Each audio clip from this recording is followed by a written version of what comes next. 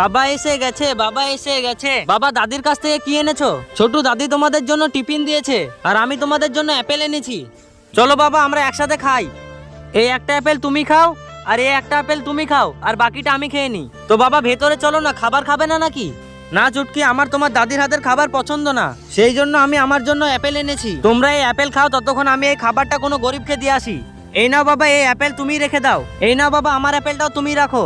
কি হলো তোমাদের, তোমরা এই অ্যাপেল কেন খাচ্ছ না? বাবা আমাদেরও তোমার নিয়ে আসা খাবার পছন্দ না, আজকের পর থেকে আমাদের জন্য কোনো জিনিস নিয়ে আসবে না। কি হলো বাবা, এখন তোমাকে খারাপ লেগে গেল নাকি? আমি কত আশা করে তোমাদের জন্য এই আপেল কিনে আনলাম আর তোমরা এই আপেল খাবে না বলছো। দাদিমাও তো তোমার জন্য কত আশা করে খাবার বানিয়ে দিয়েছে না?